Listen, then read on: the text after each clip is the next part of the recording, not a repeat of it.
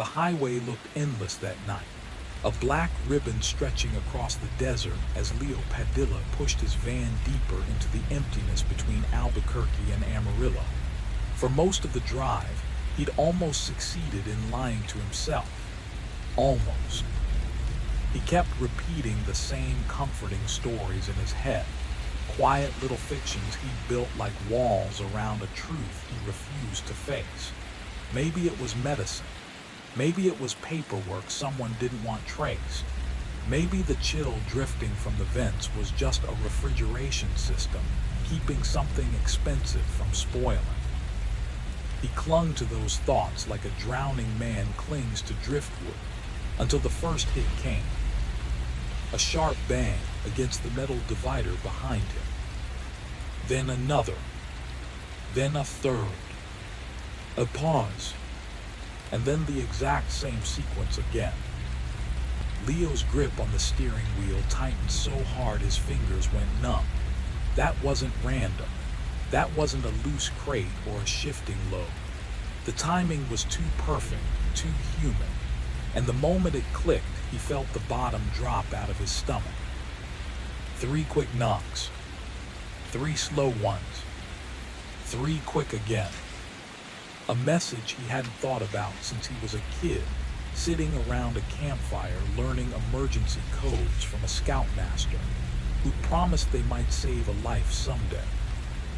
It was the universal cry for help. SOS. Leo glanced at the speedometer, holding steady at 75. The desert outside was nothing but shadow and sand. No headlights behind him, no vehicles ahead, just isolation stretching in every direction. His foot drifted toward the brake on instinct. He stared into the rear-view mirror as if he expected eyes to be staring back at him from the darkness behind the divider. He could stop. Nothing was stopping him. He could pull over, unlock the cargo door, and finally confront the truth of what he'd been hired to transport. But fear has a way of whispering louder than conscience. And desperation can silence anything. His foot eased back onto the accelerator. The van surged forward. The knocking continued, softer now, as if whoever or whatever was back there was running out of strength. For another hour it went on, growing faint enough that Leo could pretend he didn't hear it. And then nothing. Silence returned to the cargo hold like a final verdict. Leo convinced himself that quiet meant peace, that maybe the person, he forced himself not to use that word, maybe the thing had tired out or fallen asleep or simply stopped caring. He crafted new stories to fill the space where guilt was supposed to live. But the truth was waiting for him, patient and merciless. Because the banging, as terrifying as it had been, was only the beginning.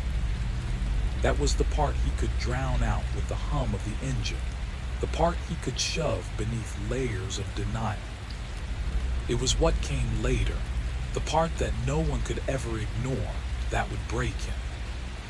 The screaming. The voice would come later, steady, exhausted, and terrifyingly human, slipping through the thin sheet of metal somewhere in the middle of Illinois. A voice that didn't beg, didn't threaten, just told him a story meant to shatter whatever was left of him. That voice would be the part he never escaped. But that moment was still far ahead on the road. 12 hours earlier, Leo had been sitting in the cracked driver's seat of his beat-up Civic, parked in the dusty lot of the Desert Rose Motor Lodge. The air smelled like hot rubber and old oil, the kind of scent that clung to forgotten places. He kept the windows open, listening to the dry wind scrape across the asphalt as he stared at the door marked 14. That door represented every bad decision he'd made, and every desperate reason he couldn't back out anymore. Leo rubbed his eyes, feeling the weight of numbers stacked like stones on his chest. 2300 owed to a predatory lender. $1,500 more for the dialysis bills insurance kept pretending didn't exist. $800 for rent in Tempe, where his roommates had already covered for him twice and were running out of kindness. The dashboard clock glowed 11:47 p.m. Midnight, that was the time he'd been given. The message on the encrypted app had been brief and cold, like the person writing it didn't care if he showed up alive or not. Leo never should have been anywhere near the forum where he'd found the posting, a digital back alley where people with debts and desperation crossed paths with people who treated morality like a negotiable fee. Driver needed, Phoenix to Baltimore, one trip, $12,000, no questions. $12,000.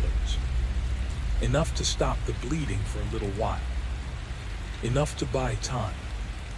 Enough to pretend life wasn't falling apart.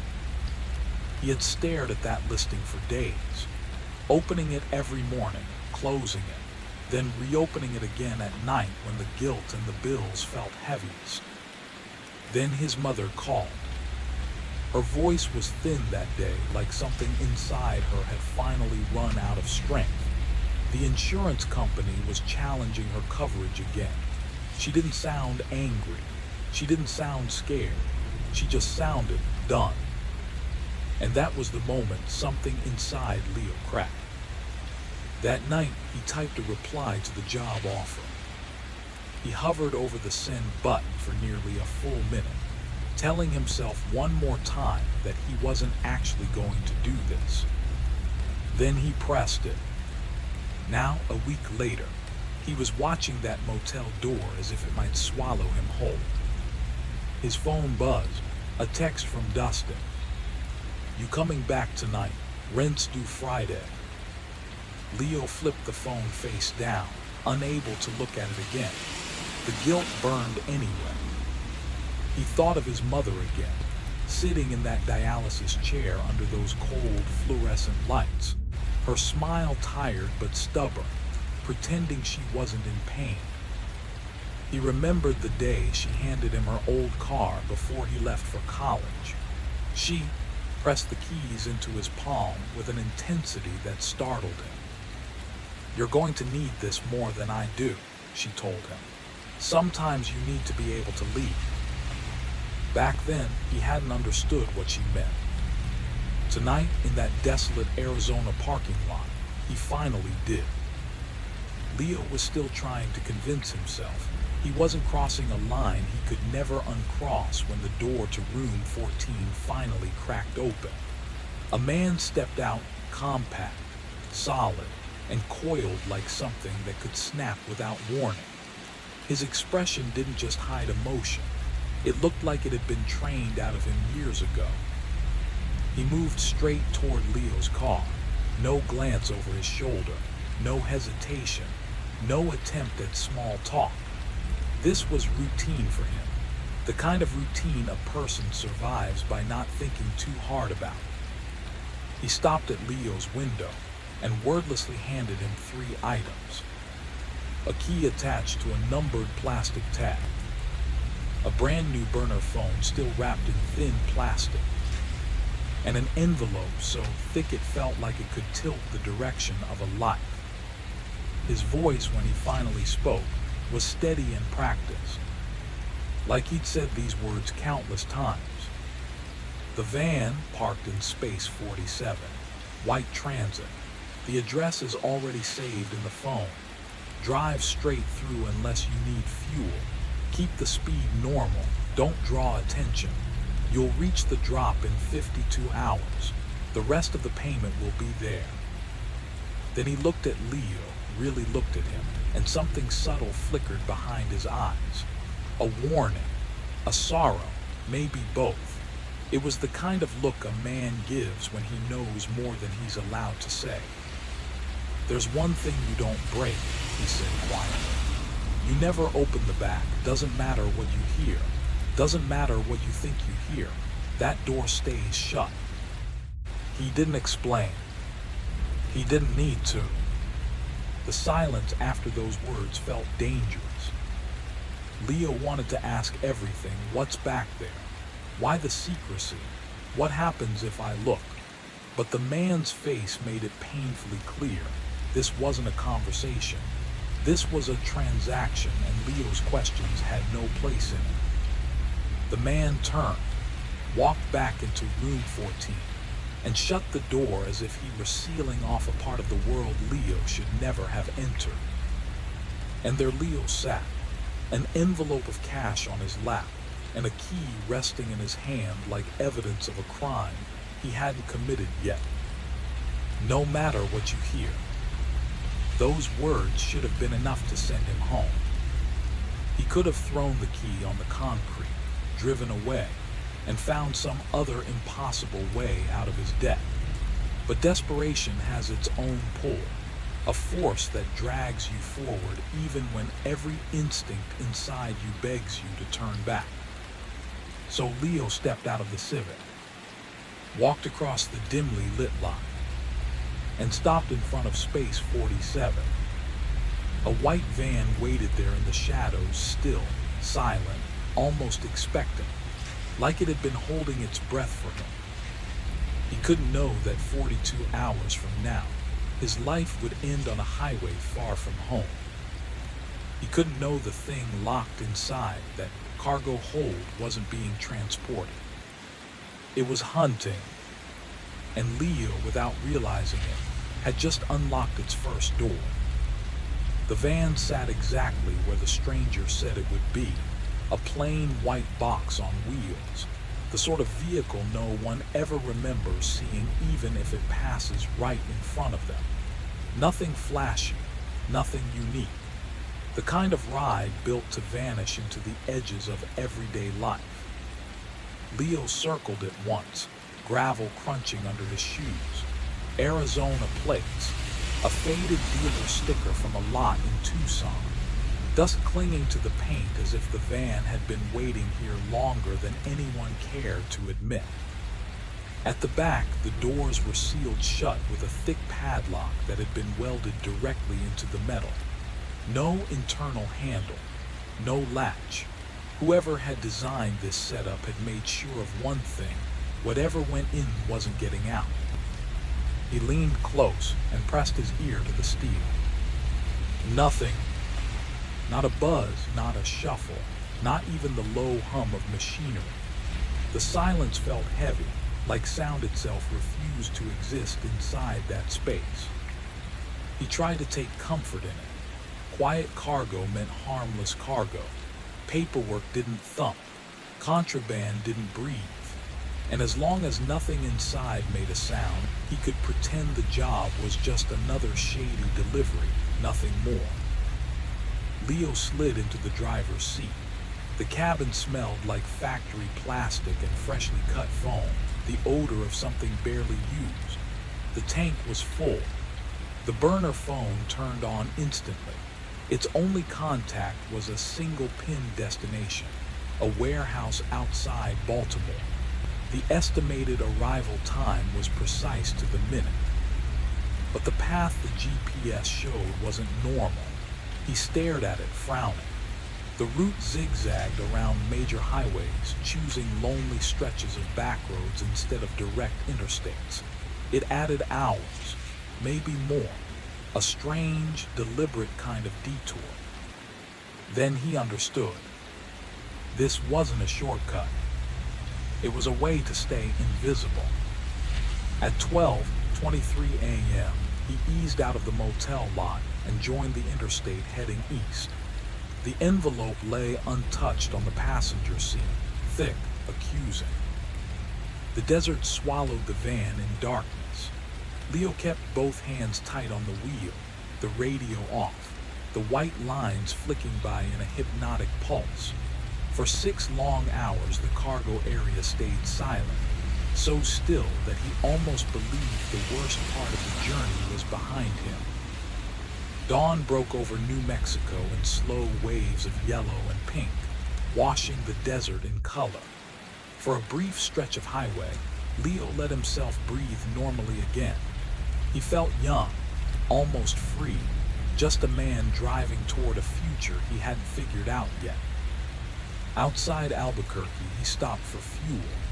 He paid with cash from the envelope, head low, shoulders tight, avoiding every glance from every passerby. For now, the van was quiet. For now, nothing was wrong.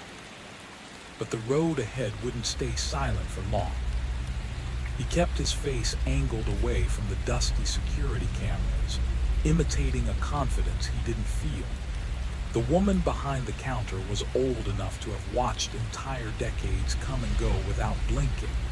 Her eyes didn't light up, didn't question him. They barely acknowledged him. She took the bills from his hand and slid them into the register, already drifting back to her crossword like he was nothing more than background noise.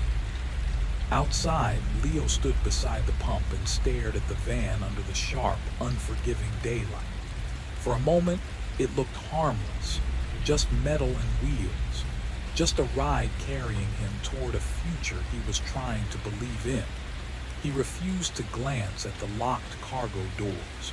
He refused to let his mind wander. He climbed back into the driver's seat and continued east. And that's when the sounds began. A deep, rhythmic pounding rolled through the van's frame somewhere in the endless flatlands of the Texas Panhandle. The kind of noise that doesn't come from machinery. The kind of noise that reminds you you're not alone. His knuckles tightened until they looked bloodless. His foot hovered between slamming the brakes and flooring the gas. And then, in a moment he would replay over and over, he decided to pretend it wasn't happening. He kept going. He chose the road over the truth. By midday, the noise stopped. The highway stretched out in a straight brown line, the sky wide and merciless above him. Leo turned on the radio, desperately searching for something, anything, to drown out the memory of that thumping. He found a country station blaring heartbreak ballads and let the volume climb until the speakers rattled. The music became his shield. Hours later, he pulled into Amarillo for more fuel. His hands trembled as he set the pump, but he forced himself to breathe slow. Evening was settling in, coating the gas station in fluorescent blue-white light. Travelers drifted around him with the unfocused air of people simply passing through. Leo leaned close to the van, listening. Nothing. Silence so complete it almost felt staged. Maybe the noise had been a loose panel. Maybe the suspension shifting in the heat. Maybe he'd imagined the whole thing. He headed inside for snacks, anything loaded with sugar or caffeine to keep his mind from spiraling. Chips, chocolate bars, neon-colored drinks. He dumped them onto the counter without even looking. And then it hit. A scream, jagged, tearing, unmistakably human, ripped through the quiet convenience store. It pushed through the glass doors, through the walls, through the cheerful country music humming from the ceiling speakers. Leo froze mid-step, a bag of chips dangling from his hand, loose change spilling between his fingers. The cashier's head snapped up. A man by the coffee machine went rigid. A mother grabbed her kids and practically dragged them toward the exit, her face flushed with fear. The scream kept going, long broken, begging for help. And it was coming from the van. Leo wiped his face with the back of his sleeve, the tears drying cold on his skin. The sobs had emptied him, hollowed him out, but the silence that followed was worse. It pressed against the windows, thick and watchful, as if the darkness outside had leaned in to listen. For a few long breaths, he sat motionless, afraid to move, afraid to breathe, afraid that any sound he made might be answered from the back of the van. Finally, with the kind of courage that only comes from having nothing left to lose, he turned. Slowly, carefully, almost hopping, almost praying that the shape he expected to see wasn't really there. But it was. A long rectangular box, metal, cold, padlocked. The same one he'd loaded hours ago without asking questions, without looking inside. The same one that had screamed. Leo stared at it, his heart thudding painfully against his ribs. In the dim glow leaking through the windshield, the box looked less like cargo and more like a coffin someone had forgotten to bury. His breath hitched. What if it screams again? What if it had stopped screaming, not because it was calm, but because it could no longer scream? A wave of nausea rolled through him. He reached toward the box, hesitant, trembling, his fingers brushing the cold metal. A shiver shot up his arm. For a moment he thought he felt something inside shift, or maybe that was just hope, or dread. At this point he could barely tell the difference. His phone buzzed. The sudden vibration made him flinch so hard the van rocked. He fumbled for the device with shaking hands. One new message. From the last person he ever wanted to hear from. Unknown. Do not open the box. Leo felt his throat close. He stared at the message until the letters blurred, until his pulse roared louder than the engine ever had. Then another text appeared. Unknown. We're watching. And Leo realized. The crying was over. The running was over. Whatever waited in that box, and whoever had sent those messages, they were only just beginning. He dragged his sleeve across his cheeks, trying to clean the mess his emotions had made. But the man staring back from the mirror was a stranger. His face looked drained, almost colorless, like someone who'd run too far in the wrong direction, and only now realized there was no road leading home.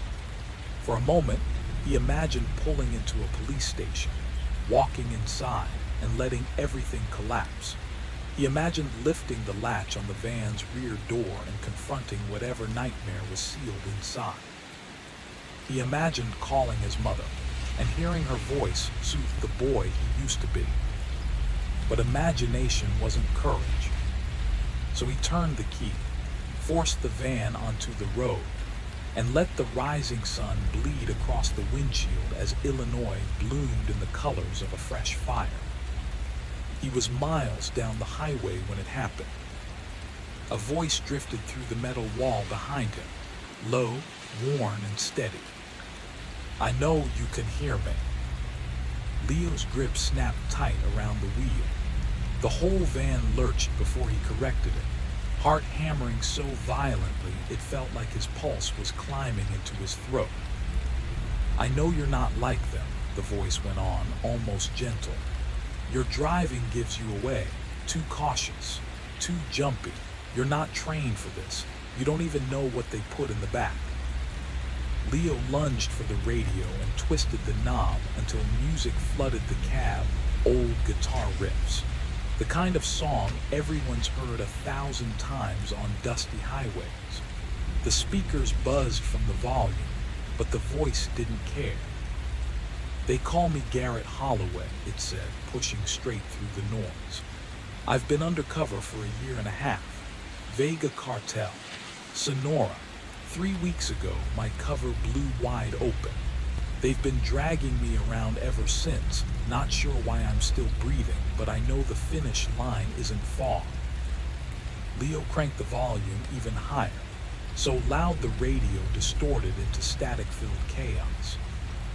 I know how this ends for me, Garrett continued, unshaken. Some pit in the dirt or some chemical drum, whatever sends the clearest message. Silence. Then the voice returned, closer now, almost resting its head against the same wall Leo struggled to pretend wasn't there. I thought about my wife last night, he said softly. Her name, Natalie. We met when I was too tired to socialize, and she was wearing this bright yellow dress that somehow made the whole room feel warmer. She laughed at a joke I barely remember telling, but the moment she did, I knew. I knew I'd spend the rest of my life chasing that sound. Leo's jaw tightened until it ached. He kept driving. The road kept unrolling. And the man in the box kept talking. He kept his eyes glued to the road, forcing himself to focus on the endless trail of white lines slipping under the van. Anything to drown out the voice bleeding through the wall behind him. But it didn't stop. "We have a little girl," the man said, his tone shifting from steady to heartbreakingly human. "Chloe, she's 7. She argues like me and looks like her mother, and she's decided she wants to take care of animals when she grows up. Last month she begged me to teach her how to ride her bike. I told her I'd do it when I got home." A tiny fracture slipped into the man's words, and somehow it cracked open something deep inside Leo too. "I'm not getting home, am I?" the voice whispered. "Not unless you help me. Not unless you pull over, open this door, and give me a chance to see my daughter again." Leo jerked the van off the highway at the next exit. A lonely rest stop appeared, one flickering light, a dead vending machine, nothing else but stillness and the quiet thrum of the engine. He sat there trembling, bathed in the weak glow of a broken bulb, while the stranger behind him kept speaking with the kind of honesty only a doomed man could manage. "I know what you're afraid of," he murmured. "You think I'm playing you. You think I'm some cartel runner telling you whatever you want to hear, but I'm not. I'm telling you the truth.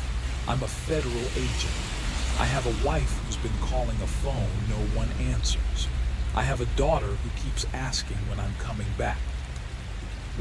Leo pushed his palms hard against his eyes. Color burst behind his lids like fireworks. The rule echoed in his mind, the one the man in the motel had said with that chilling certainty. "No matter what you hear, no matter what you think you hear, keep driving." The thought made Leo feel sick. "Check the phone they gave you," the voice urged. "Look at the address, prove me wrong." Leo didn't want to, but his shaking hands reached for the burner anyway. The destination glowed on the screen, a warehouse address in a part of Baltimore he didn't recognize, but the name alone painted a picture in his imagination. Sparrow's Point. He grabbed his real phone, the one he'd been told to leave behind but had hidden at the bottom of his bag. A quick search filled the screen with images of twisted metal skeletons, empty factories, silent docks swallowed by rust. A place the world forgot. A place where bodies could vanish. "They'll kill me there," the man said quietly, not begging now, just stating a fact. "They'll bury me in some pit or melt me down to nothing, and no one will ever know why I didn't come home. My wife will wait for a call that never comes. My daughter will grow up wondering what she did wrong. And you," the voice softened into a whisper, "you'll have to live knowing you could have stopped it."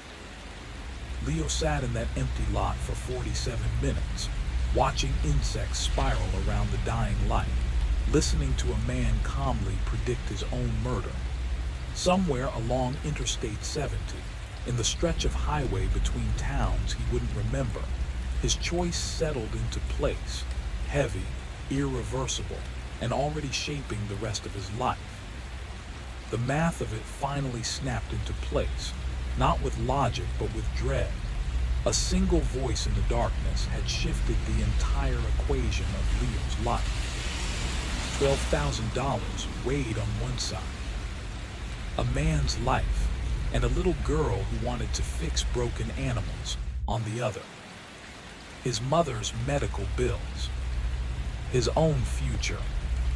Every plan he built to claw his way out of the life he was born into. All of it pressed against something he'd never wanted to test, the limits of his own soul.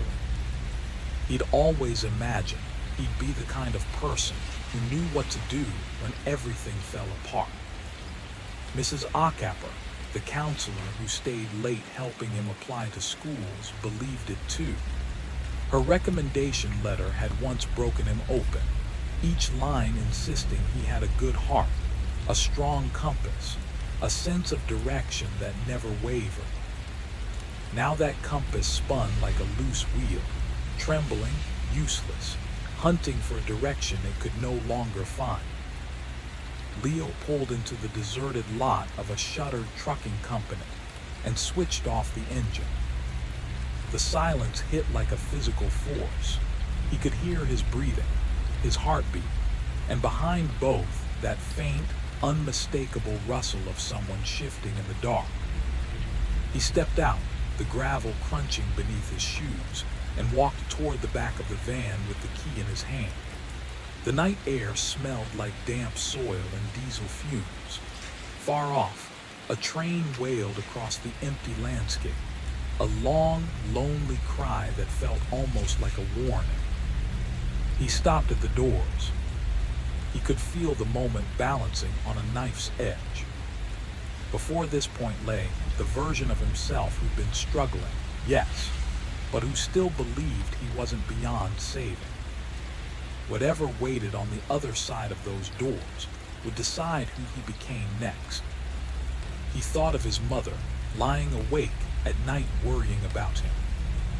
He thought of Mrs. Acapper, writing that he was a good man.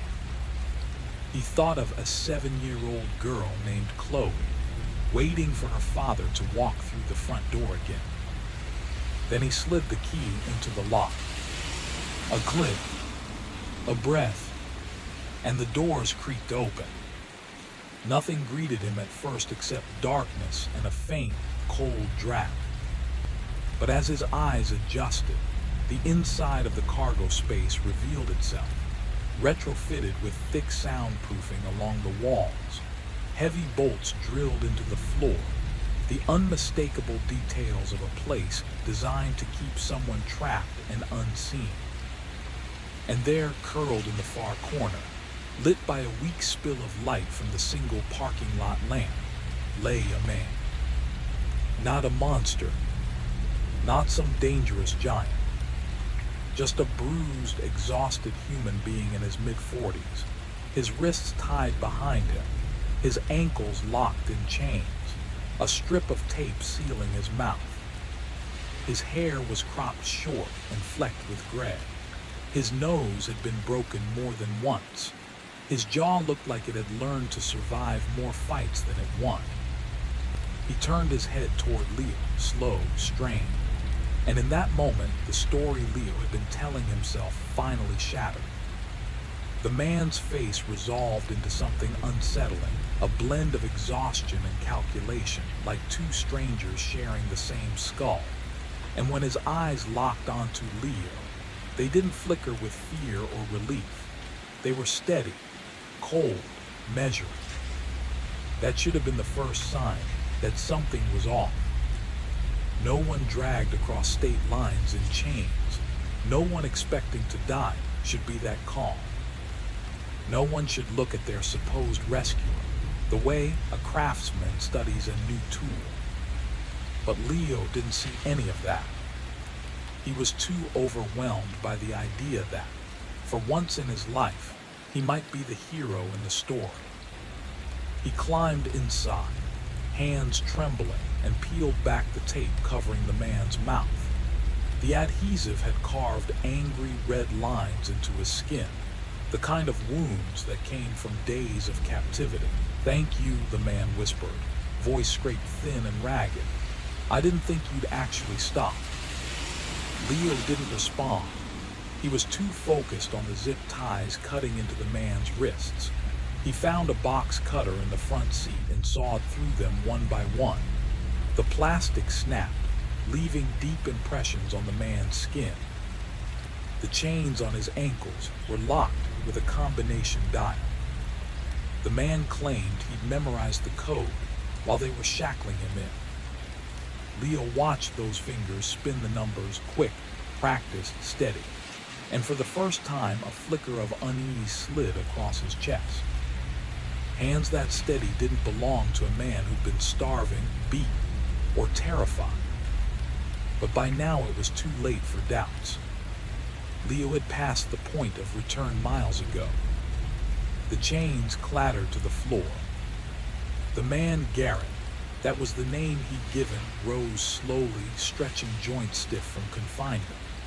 Up close he was taller than Leo expected, broad, powerful, a body that seemed untouched by the days he claimed he'd spent locked away. And the way he carried himself, that wasn't the shuffle of a broken man. It was the controlled, efficient movement of someone trained, someone dangerous. "We need to leave," Garrett said, voice no longer weak but firm, commanding. "There's a police station in Cumberland half an hour east. They'll have federal contacts, secured lines, just drive." Leo nodded before he processed what he was agreeing to. He felt like he was following instructions in a dream.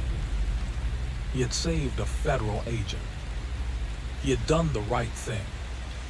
That's what he repeated to himself, over and over, arranging the pieces into a story where he was brave, decent, good. They climbed into the front seats. Garrett sat where the envelope of cash had been. He picked it up, slid it into his waistband, and Leo didn't question it. It didn't matter anymore. His decision had already rewritten the terms of his life. As the van rolled back onto the highway, Garrett began to talk, steady, confident about the cartel, the undercover work, the months spent building a cover identity deep inside their network. And Leo drove east, trying not to notice the part of himself that had begun to whisper that nothing about this man, or this night, made sense anymore. Garrett spoke quietly as they drove, weaving fragments of his life into the hum of the engine. His voice held warmth, subtle humor, and those tiny details that made every word feel real. A man clinging to normalcy even in the face of death. "My daughter, Chloe," he said, a note of soft affection threading through the exhaustion. "Before I left, she made me pinky swear I'd come back. You know how stubborn kids are about pinky swears." Leo's throat tightened. He thought of his own mother back in Tempe, unaware of where he was, unaware of how close he had come to losing everything. "You saved my life," Garrett continued, voice firm but steady. "I want you to understand whatever happens next, whatever questions they throw at you, you're a hero. You did something most people wouldn't have the courage to do." For the first time in 2 days, the tension in Leo's chest loosened. He had chosen to act. He had saved someone. For all the fear, the guilt, the looming consequences, he had done something undeniably right. The police station in Cumberland, Maryland, appeared ahead, a squat brick building, unassuming, almost sleepy in the pale light of dawn. Only the reception area glowed, and a single cruiser rested quietly in the lot. It was the kind of place where night shifts meant one tired deputy and a pot of burnt coffee, where the most exciting call was usually a minor accident or a domestic argument. "Pull around back," Garrett said, voice now clipped, professional. Gone was the gratitude, replaced by precise efficiency.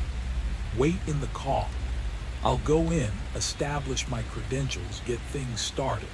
They'll want to take your statement, but let's handle that after I contact my field office." Leo obeyed, sliding into a space near the rear entrance. The lot was silent except for the faint rustle of leaves in the morning breeze. Garrett paused at the van, casting a glance over his shoulder. The pale dome light revealed a new sharpness in his features. The soft, worn lines of the captive were gone, replaced by the crisp angles of a man reclaiming control. "You did a good thing tonight," he said. "Remember that. Whatever comes next, you made the right choice." Then he was gone, walking with the same careful, deliberate grace that had marked him since the van, disappearing through the door of the station. Leo exhaled slowly, sinking back into the seat. The engine was quiet. The van was still. For the first time in what felt like an eternity, he believed it was over. The nightmare, at least for now, had ended. Leo's stomach turned to ice. The sticky notes' final words burned into his vision. Believed dead as of 2 nights ago. Dead. That meant the man he'd just driven across state lines. The man who had thanked him. The man who had smiled with that soft, fatherly warmth. Was supposed to be a corpse. And he was inside that police station. Alone. With whoever was on duty. Leo staggered back from the bulletin board, breath catching in his throat. The air felt too thin, the night too quiet, like the world itself was holding its breath. Inside the building, a light flickered. Then another. Leo felt it before he heard it, the shift in atmosphere, the way shadows suddenly seemed to lean toward the windows. The kind of instinct a person gets only once in their life if they're unlucky. Something is terribly wrong. He reached for the van door, hand trembling. A sharp, distant bang came from inside the station. Then silence. A silence so absolute it seemed to swallow the parking lot whole. Leo's pulse hammered in his ears. He took a slow step backward, then another. His mind screamed at him to run, but his body felt rooted to the pavement. The glass of the back entrance door caught a sliver of light. And in that reflection, just for an instant, a silhouette. Tall, still, waiting. Leo's breath stopped. The figure didn't move, didn't tilt its head, didn't acknowledge him. It simply watched through the glass like a predator observing a deer that hadn't decided which direction to panic in yet. Leo swallowed hard, his mouth painfully dry. Garrett, Gillette, whatever his real name was, hadn't run. He had walked into a quiet, understaffed police station at 3 a.m. And now the building felt as hollow as a skull. The shadow shifted, very slightly, almost politely, as if giving Leo a choice. Stay or flee. Leo turned and ran. Not toward the road, not toward the van, toward the tree line. The same woods that moments ago had seemed peaceful now looked like a cathedral of blackness. Branches rattled overhead, the wind threading through them like whispered warnings. Behind him, the door hinges creaked. Softly, patiently, Leo didn't look back. He didn't have to. He knew, with a certainty that chilled him to the bone. The nightmare wasn't over. It had just stepped outside. Example of me. Gillette's eyes softened, almost wistful, as though sharing some private disappointment with an old friend. But people like me, he murmured, were very hard to kill. He lifted one hand, palm up. A faint scar ran across the wrist, thin, pale, surgical. A mark left by someone who had tried to end him with precision. It didn't take, he said simply. His smile deepened inch by inch, becoming something ancient and predatory. So I made them a deal, a trade, really. They give me my freedom and I disappear from the world. He leaned forward slightly, as if telling Leo a secret meant only for him. And the easiest way to disappear, he whispered, is to let everyone believe you're dead. Leo's breath caught in his throat. His fingers curled uselessly against the cold glass behind him. Gillette's shadow stretched across the pavement, reaching him first like a stain. You helped me finish that illusion, Gillette said. Border agents, surveillance cams, witnesses. He tilted his head with a sickening fondness. You were perfect. Leo felt something collapse inside him. Some small, stubborn belief that goodness mattered, that helping a stranger could tilt the world toward the right side. Gillette took another step. Look at you, he murmured. Trying so very hard to be decent, to do what's right. That's why I picked you. Leo blinked, confused. Yes, Gillette said, reading the expression instantly. Picked. You think you just stumbled into my story. A soft chuckle. Leo, I sent that letter. I watched you open it. I watched your little moral crisis unfold. His voice dropped lower. I knew you'd choose me. Leo's knees weakened. That sense of cosmic inevitability washed over him again. Like every step, every decision, every second had been arranged for this moment. You want to know the truth? Gillette asked gently as he closed the final feet between them. There was no wife, no daughter, no beach house, no pinky swear, just words. Words designed to slip into the cracks in you. He stopped an arm's length away. Leo could smell him now.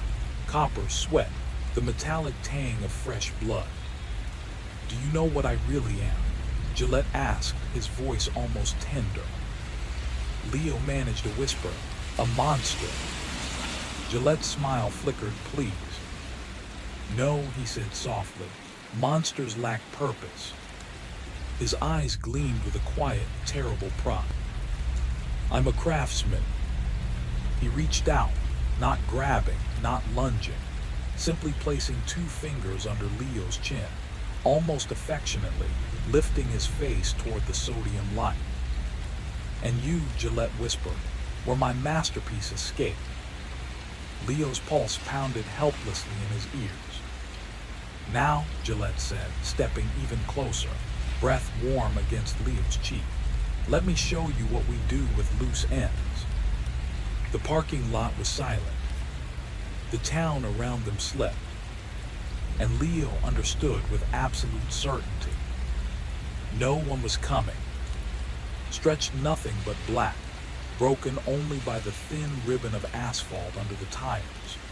Leo's chest heaved, each breath shallow and fast. Every nerve screamed, every instinct shouted to flee, to scream, to fight. But the gun pressed into his back reminded him that instincts alone were useless here. Dean Gillette spoke without looking at him. His voice was smooth, patient, almost hypnotic. Most people, he said, panic. They try, they fail. You've already given up without realizing it. That makes my job easier. The van moved steadily, the engine a low rumble in the oppressive silence. Leo's eyes traced the shadows outside, trees clawing at the sky, patches of moonlight flickering across the road. Each passing moment felt stretched, elastic, as if the world had slowed to observe him. Gillette's hand rested casually on the dashboard now, fingers drumming lightly. I've been thinking about you, he said, almost conversationally. The way you listened, the way you acted. People like you are rare. People who believe in right, in doing the right thing. I can play with that. I can bend it, twist it, and still get what I want. And you were perfect for it. Leo swallowed hard. He realized he had been entirely manipulated, each choice nudged, each hesitation anticipated. His mind raced. How long had this been planned? How many small, invisible threads led to him standing here, trapped in the passenger seat of a van with a man who had been hiding in plain sight for years? The road curved, snaking into a forested stretch where darkness pressed in from every side. The headlights carved only a small tunnel through the night, the edges falling into blackness so deep it seemed alive. Leo felt the van slow slightly. Gillette turned toward him then, just a tilt of the head, eyes glinting in the dashboard light. "I've always loved that moment," he whispered, voice low, almost intimate. "That pause, the one where they realize they're done, that the world has funneled them into a place they can't escape from. That moment is exquisite." The van rolled on, deeper into the forest, and Leo felt it, a suffocating certainty. Every plan, every thought of escape, every hope of intervention, it was all gone. The only path now was forward, deeper into the night, with a man whose patience was infinite and whose cruelty was deliberate. Gillette's hand brushed Leo's shoulder almost casually. "You're going to see things tonight," he said softly. "Things most people would die rather than witness. But you're awake, you're alive, and you're curious. That curiosity, that's your weakness." Ahead, the road vanished into shadows, and Leo realized the truth he had been avoiding. He was no longer in control. He was a passenger, and every heartbeat carried him closer to whatever terrible purpose Gillette had set in motion. The forest swallowed the van whole, and with it, the last remnants of safety, hope, and light. Gone. The words sat there in stark black letters beneath the photograph of Dean Gillette, cold and final. To anyone glancing quickly, it might have seemed routine, just another criminal case, another dangerous man flagged for public awareness. But the truth was far more terrifying. The predator had rewritten the rules, and no one would ever fully understand how. Weeks later, deep in the jagged wilderness of the Alleghenies Mountains, a lone hiker stumbled across something unnerving. Laid out on a flat stone overlooking the valley was an arrangement so precise, so intentional, it felt like a message carved in silence. Shapes and objects aligned as though telling a story only the author could comprehend. An almost alien grammar meant to provoke unease without revealing its meaning. The sheriff's department arrived first, their radios crackling in the empty canyon, followed 48 hours later by a federal team. Among them was Investigator Prescott, a seasoned agent who had spent 7 years piecing together Gillette's trail of terror. Standing at the edge of the formation, she felt something she hadn't in years, raw, instinctual fear. Not the calm, controlled reaction of a law enforcement professional, but the deep, reptilian alarm that whispers when a predator is near and unseen. The message on that rock was simple: "I am here. I never truly left." Meanwhile, thousands of miles away in Baltimore, agents of the Vega cartel waited in futile anticipation. The address programmed into a lost burner phone had led them to dead ends. Abandoned parking lots in Illinois, empty rest stops in the heart of the night, deserted gas stations where a young man had quietly paused, trying not to think about the burden he carried. Every trail led to emptiness. No van, no prisoner. Only the chilling realization that their captive, Dean Gillette, had vanished once more. Back in Tempe, Arizona, Maria Padilla reported her son missing. She spoke quietly, describing his recent stress, the pressures of money and responsibility, the vague promise of a phone call that never came. She handed the detective a photograph from his high school graduation, smiling, hopeful, full of life and promise. The officer nodded, made the appropriate sympathetic noises, and filed the report among countless others. College students vanish all the time, the system rationalized. Some leave voluntarily, some start new lives elsewhere. Most eventually resurface. Leo Padilla did not. Months later, the bulletin board at the Cumberland Police Department reflected the finality of events. The hopeful, uncertain note had been removed. In its place, a single deliberate word: gone.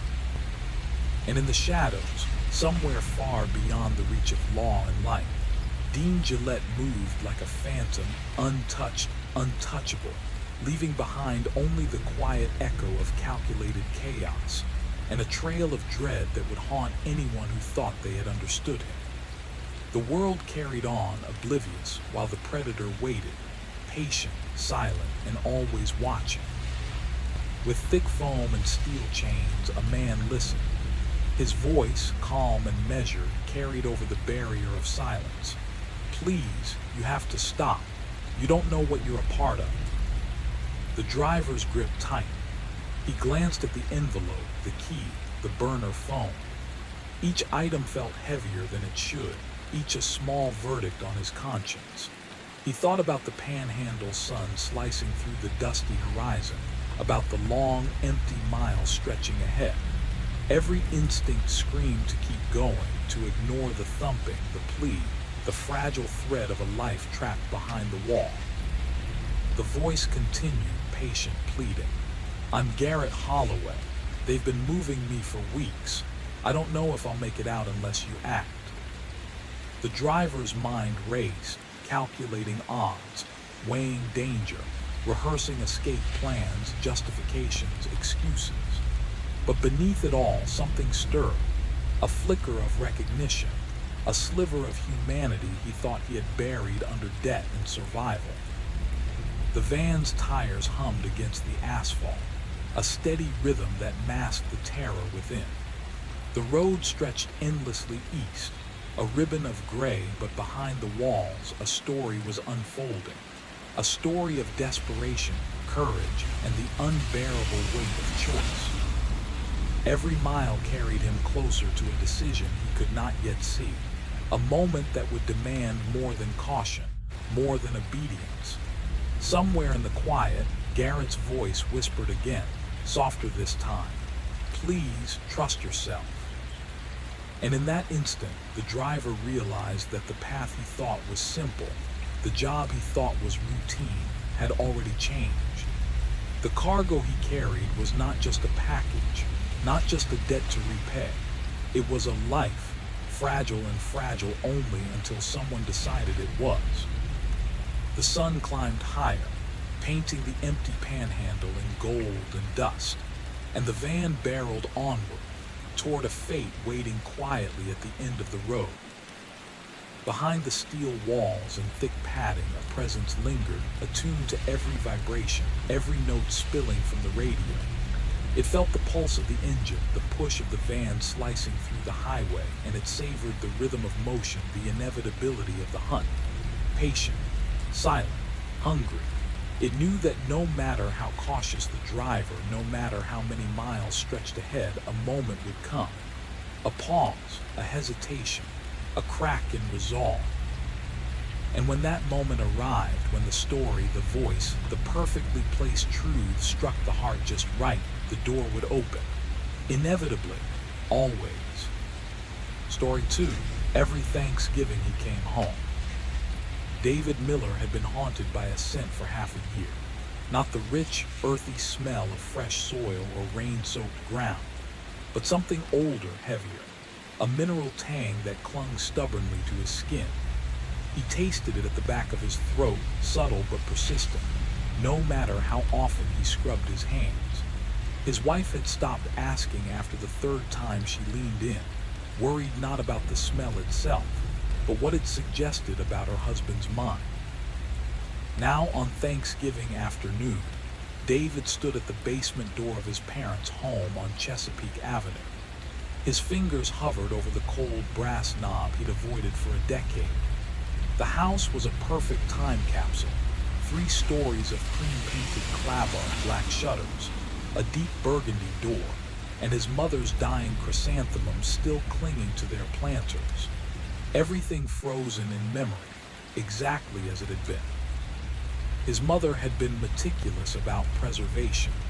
Simon's memory, her eldest son, gone 10 years, lived in every corner.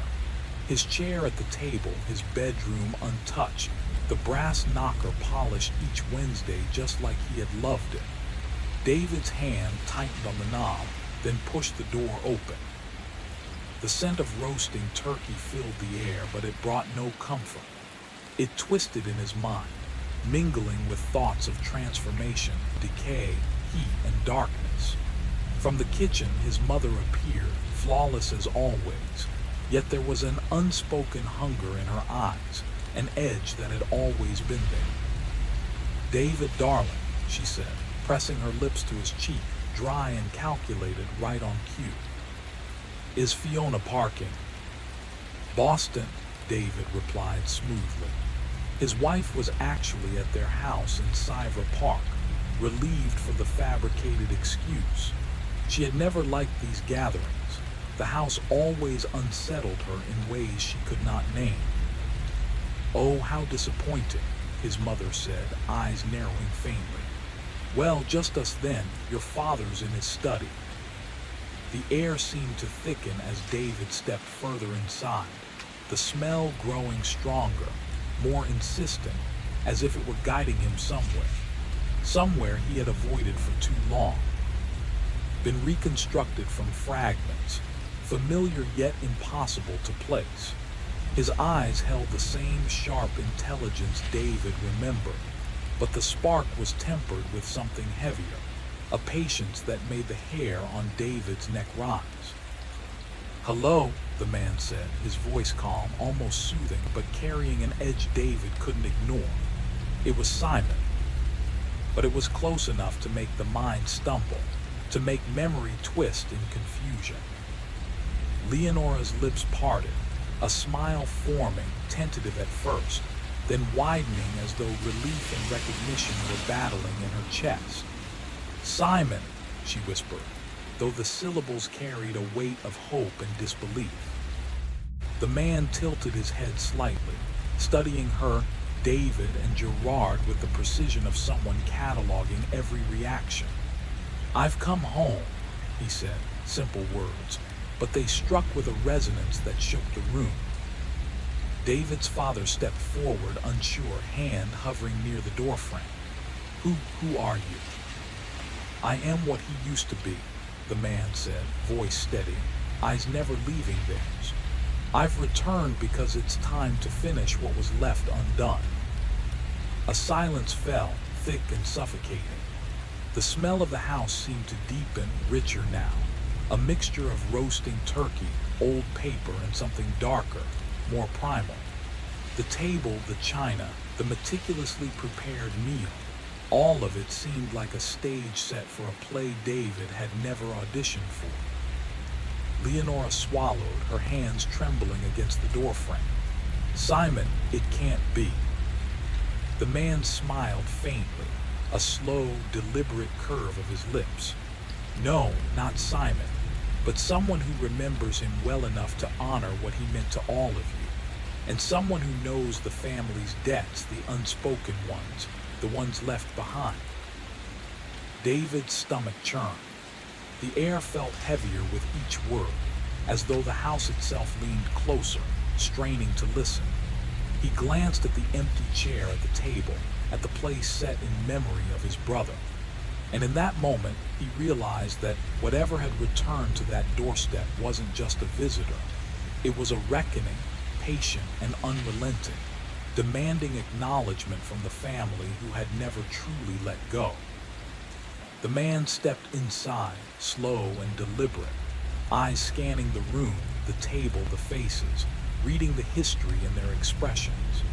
The house exhaled, or perhaps held its breath, as the visitor, familiar yet impossible, crossed the threshold, and the Thanksgiving they thought they knew became something entirely new, a ritual no one could have prepared for, and one they would never forget. Soft intrusion into the heavy silence. Where have you been all these years?"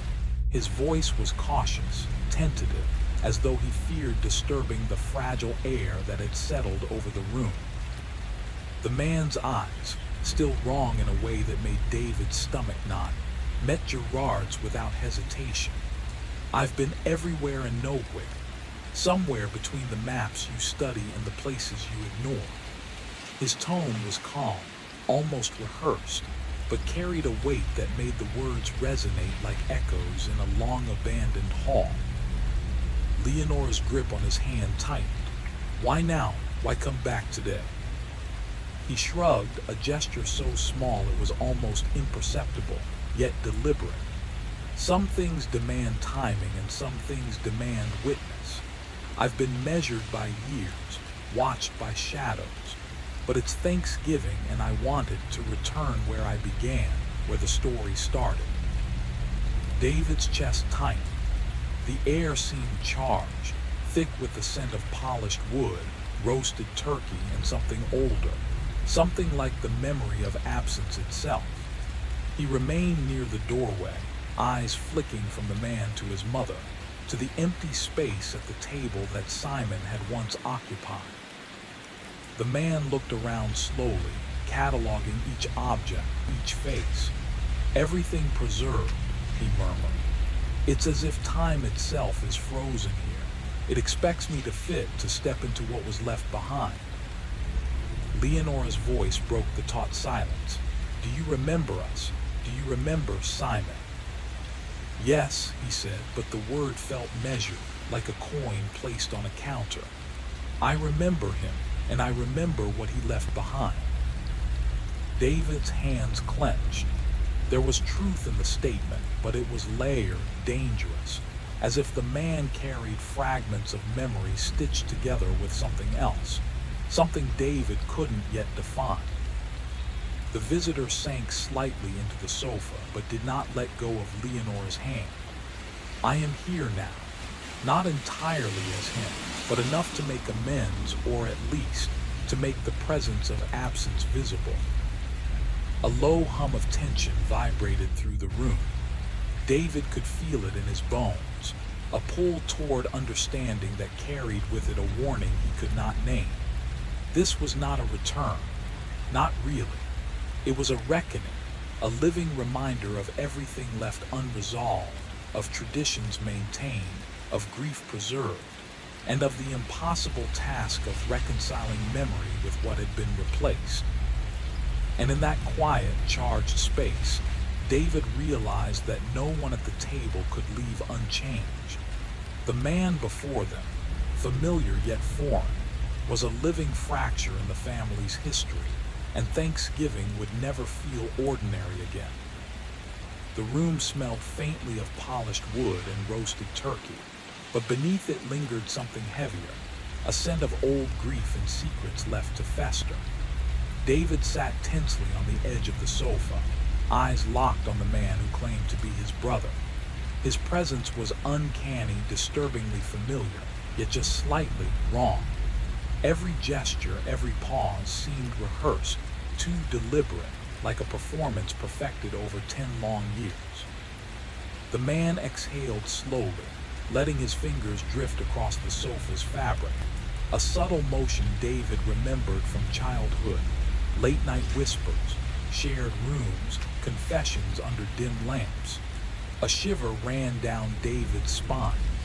How meticulously had this impostor studied their lives?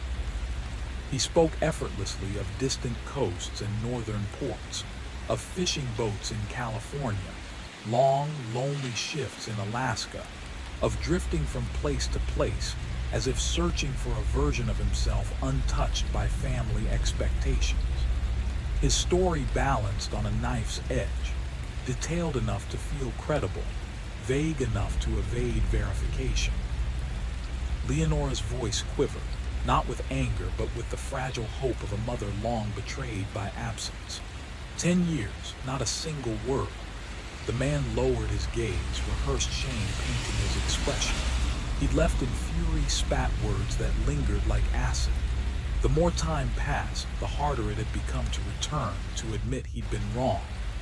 You were better off without me, he said softly, and it sounded like a confession molded over countless imaginary rehearsals. A tale of remorse, polished and satisfying, yet David's gut screamed of its constructed nature. Leonora moved quietly, preparing the familiar plate, placing each dish with ceremonial precision. Turkey, mashed potatoes, green beans, every detail accounted for. The man ate deliberately, savoring each bite, letting nostalgia flavor his words as he praised the comfort of home cooking. His voice was warm, filled with practiced reminiscence. weaving a story that patched a decade of absence with broad, unprovable strokes. Boats, warehouses, welding lessons, borrowed money, solitude, fleeting victories, crushing debts. He had lived, he had wandered, he had survived, but always in a way that served the narrative he now presented. David watched him carefully, noticing the subtle mastery in how he navigated conversation.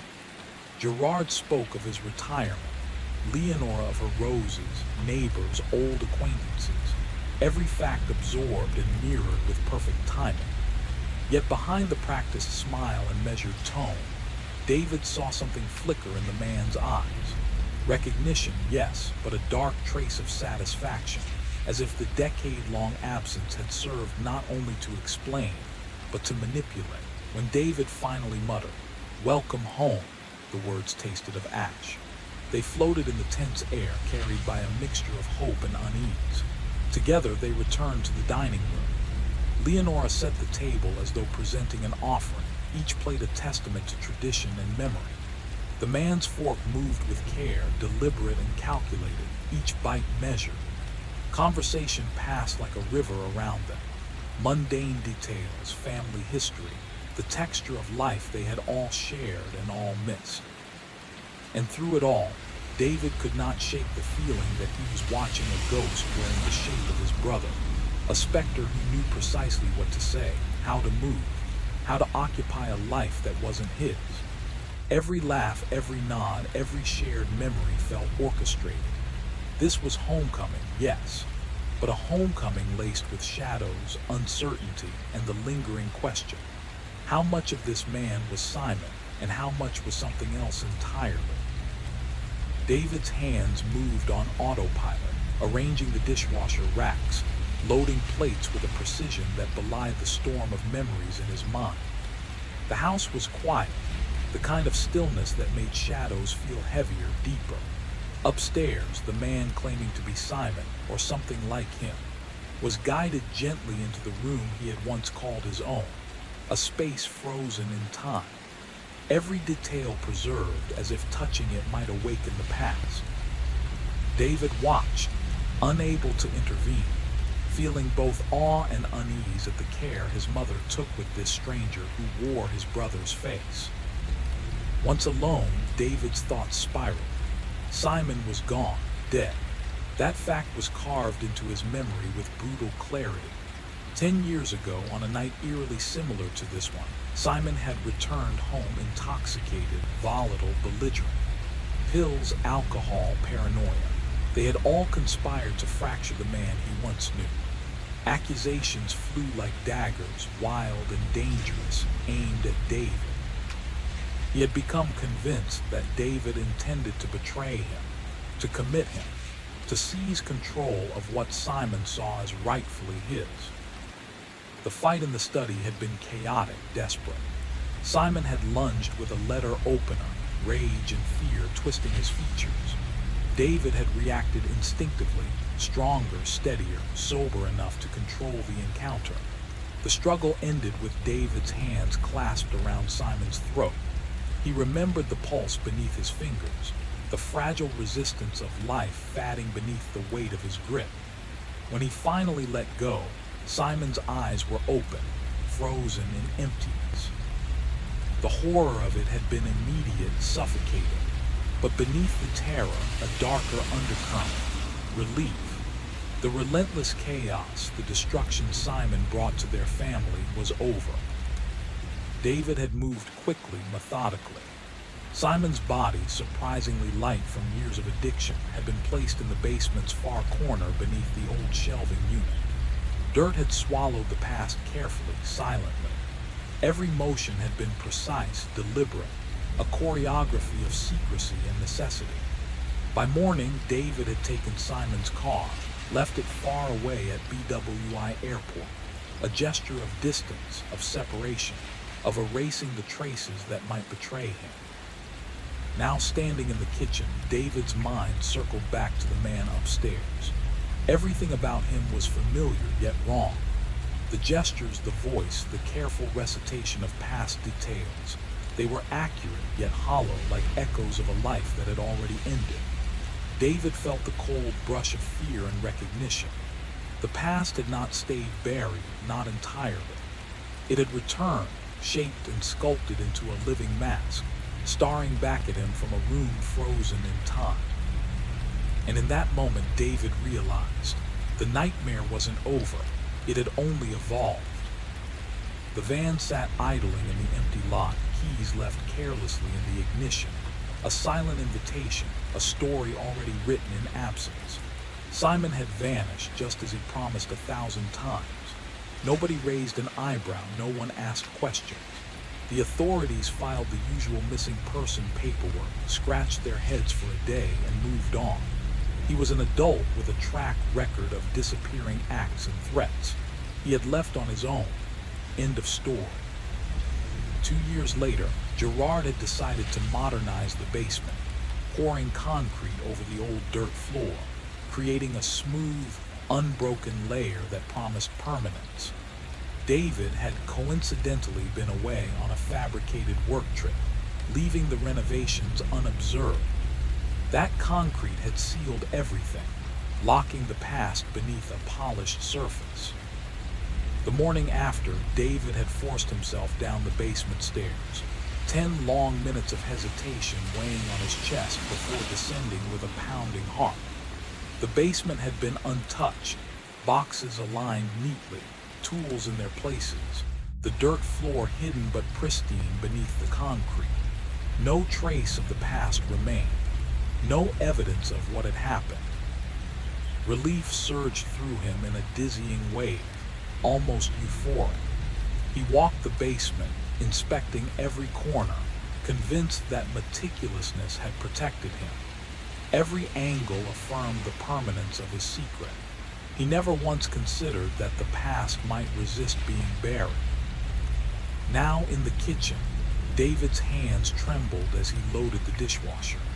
A decade of careful deception, a life constructed atop that hidden floor, balanced on the illusion of a troubled brother who had run away. And now, the man at the door threatened to unravel it all. David lifted his hands, inspecting them in the kitchen's stark light. Clean, nails trimmed, skin unblemished.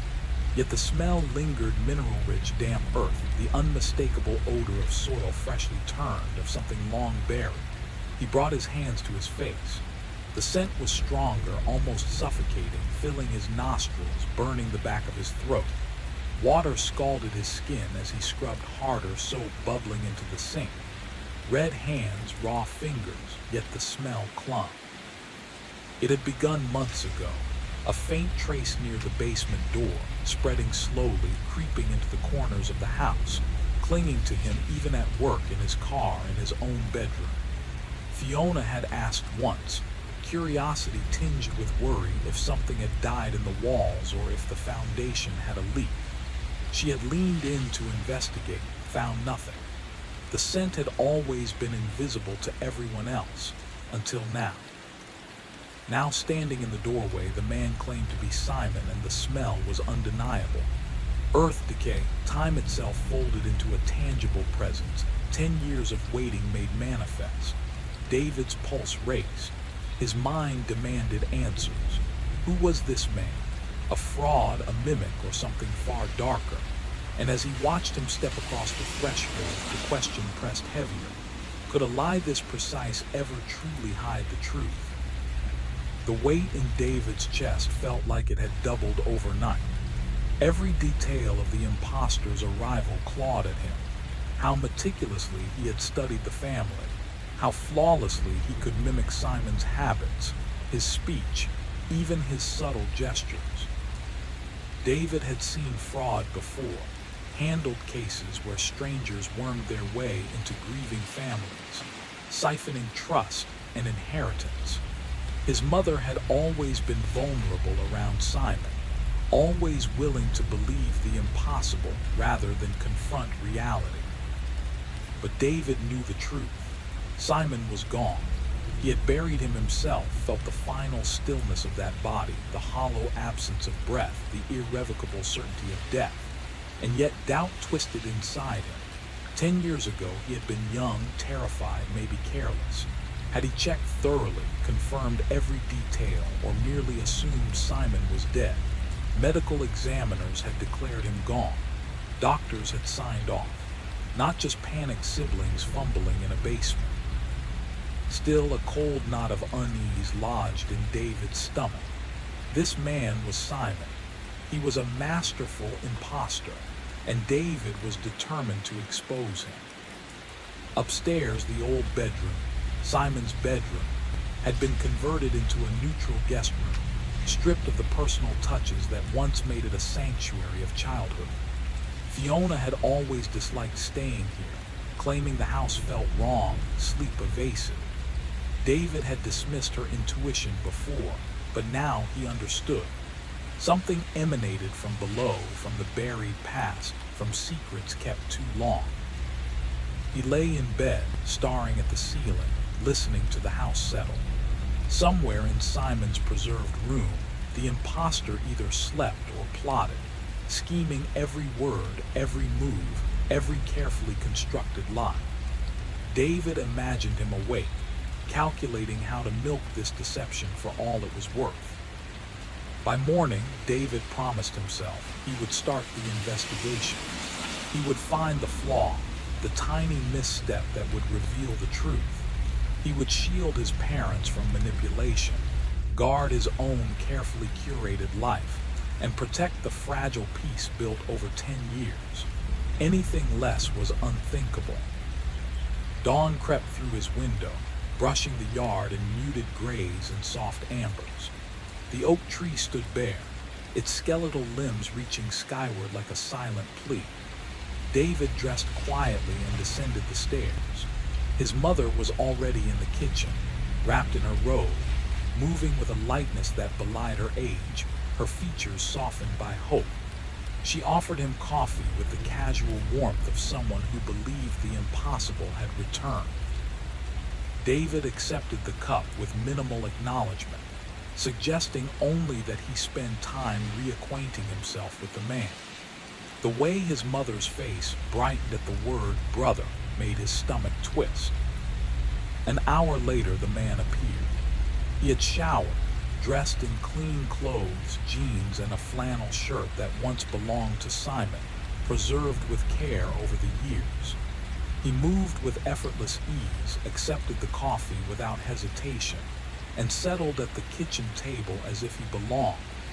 Every gesture was casual, every glance calculated, every word carefully measured.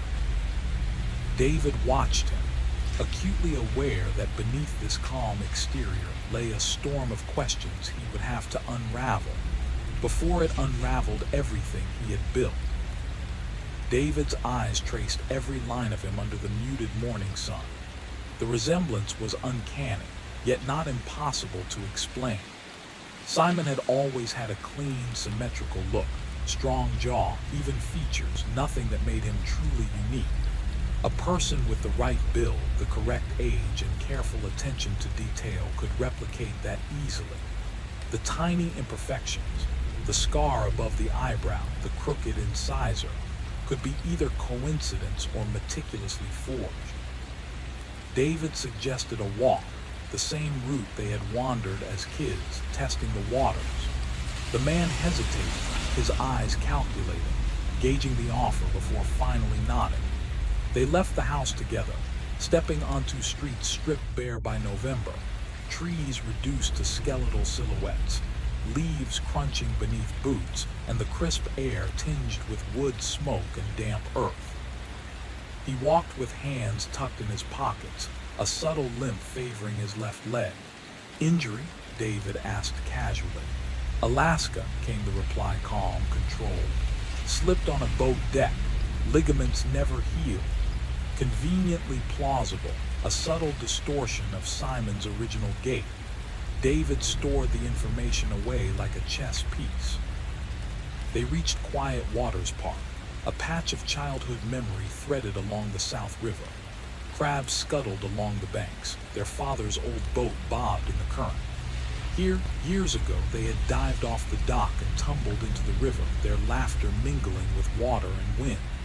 The man spoke of one particular day, David falling in at 8, flailing, terrified, needing rescue. Accurate to the detail. David tested him lightly, exaggerating his own heroics. The man's response, smooth and dismissive, mirrored Simon exactly. "You'd have been fine. You always overdid it." They moved in silence for a stretch. David weighed his questions carefully. Too much pressure, the man might retreat. Too little, he would guide the narrative entirely. Finally, he asked the question that had been simmering. Why now? Why return after 10 years? The man stopped at the river's edge, staring at the gray, restless water. "I'm dying," he said, voice flat, almost rehearsed. The words dropped like stones, and David felt the floor shift beneath him, a pit opening in his chest. The explanation followed, blunt and unflinching. Stage 4 pancreatic cancer, 6 to 8 months left. 10 years spent running from the family he abandoned, from himself, now running out of time. He wanted closure, reconciliation, redemption. It was perfect, too perfect. If this were a fraud, it was masterful. A dying man seeking to mend past wrongs. Who could question that?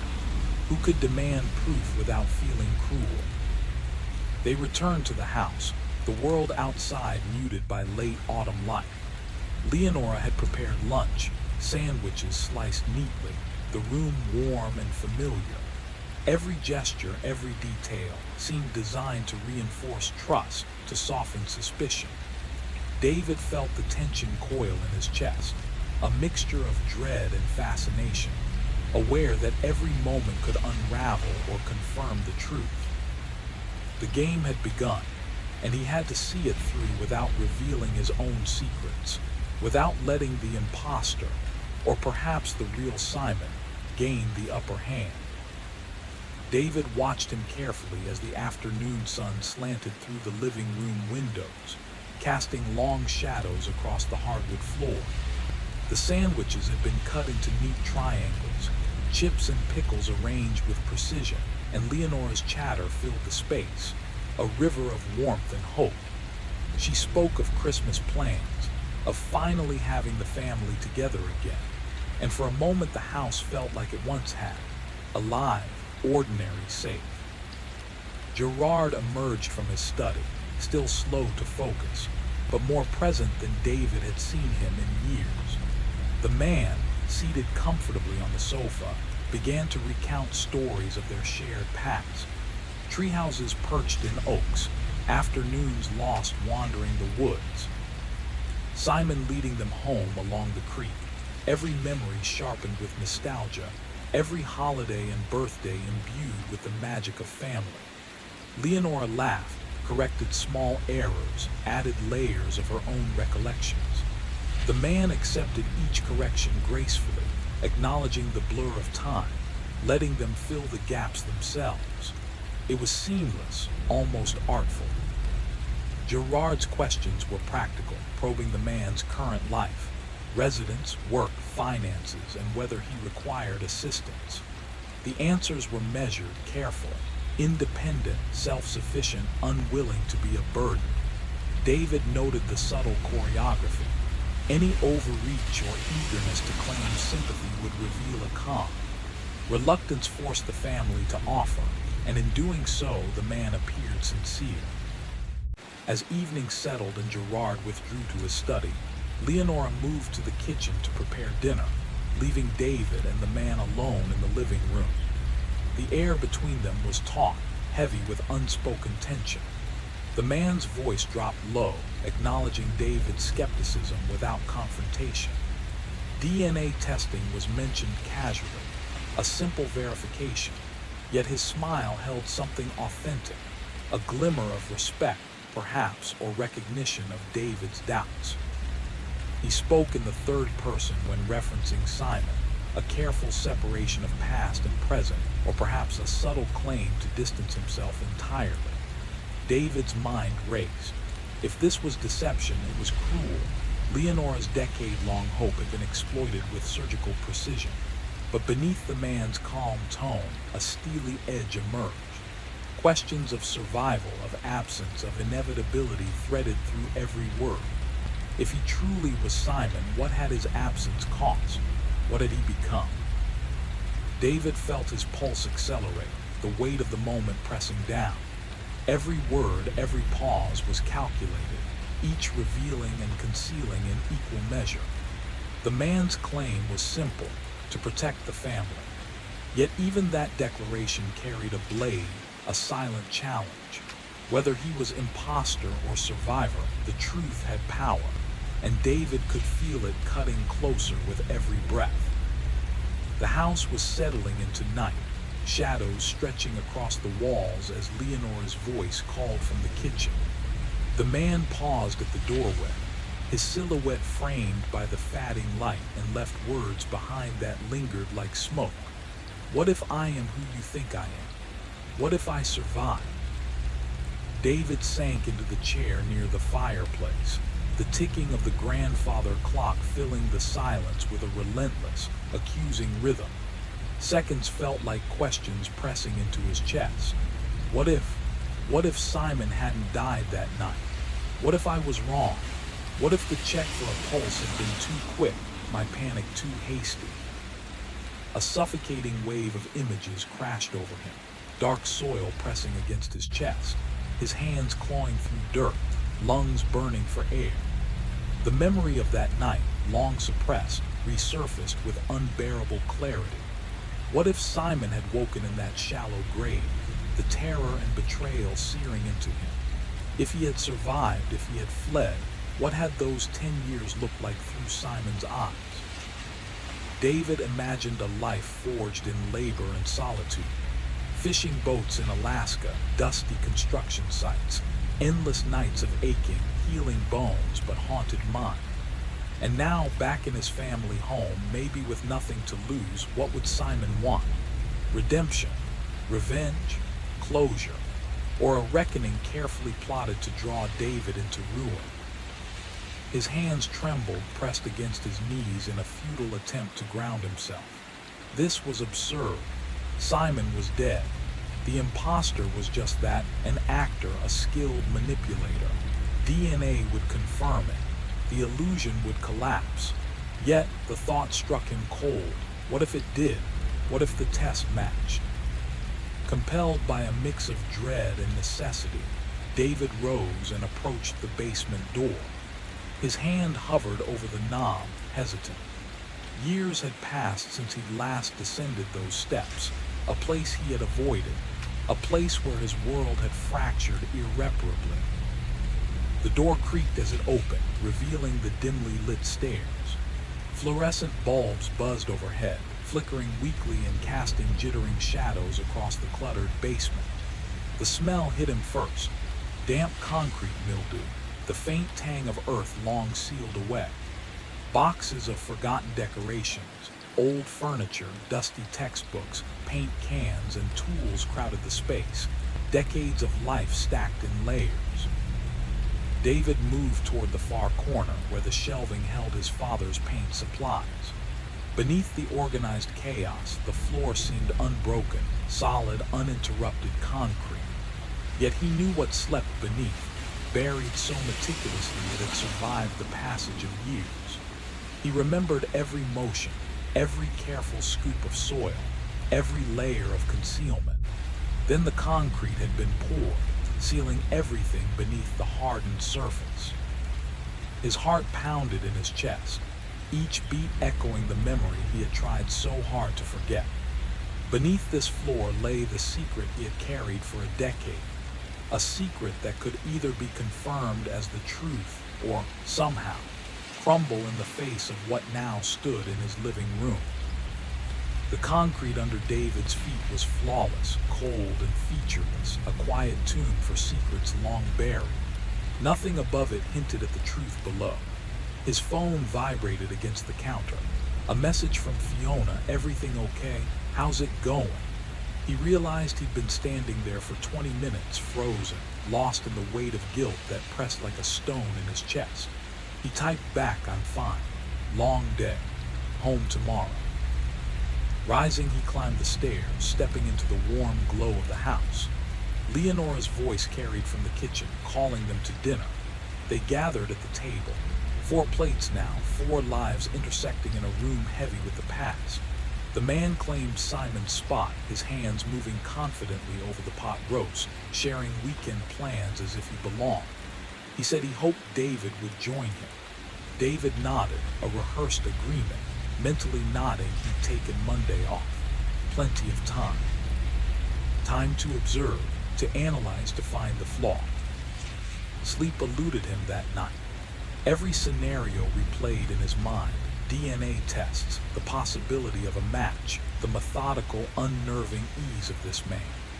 Real grifters avoided verification, but this one had invited it. By 3:00 a.m., David could endure it no longer.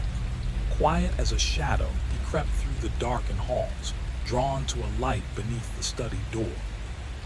Inside, the man sat at Gerard's desk, papers spread before him. He looked up at David without surprise. The will was open, a deliberate display. "Leonora wanted me to see," he said softly. "Kept in the estate all these years. Equal shares, generous considering the absence." David's voice cracked, sharp with accusation. "This is about money, about taking advantage." The man's reply cut through the tension like ice. "No, this is about watching you flinch, seeing how long your facade holds before it collapses." He rose, moving with a predator's grace, his previous charm stripped away. His question landed quietly but like a hammer blow. "Did you really think I wouldn't remember? Didn't you think I saw everything?" Denial rose instinctively in David, but his throat had gone dry. The man, Simon, began nomming details that tore through years of careful suppression. The letter opener, the struggle in this very room, the descent down the basement stairs, the suffocating taste of earth, waking hours later buried alive. David staggered back, hand gripping the door frame for balance, heart hammering against his ribs. Simon's voice was calm but edged with years of anger and calculation.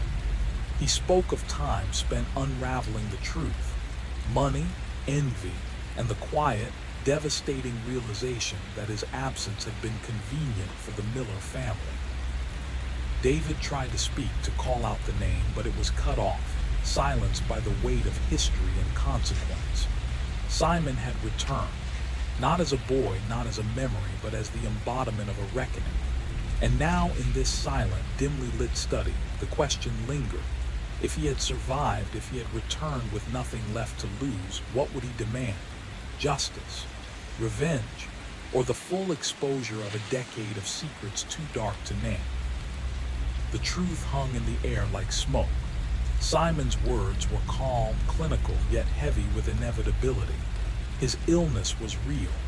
The cancer was eating him from the inside, and that gave him courage, or perhaps recklessness. He demanded answers, not angered, not pleading, but precise. He wanted David to say the words aloud, to trace the path of that night, to confess the unthinkable. David's voice cracked as he stumbled through half-truths, excuses layered with guilt. "It was an accident. We fought. I panicked." Simon stepped closer, his hazel eyes sharp, unyielding. "You buried me alive, David. Dug your hands into the dirt, felt the pulse, or absence of it, and walked away.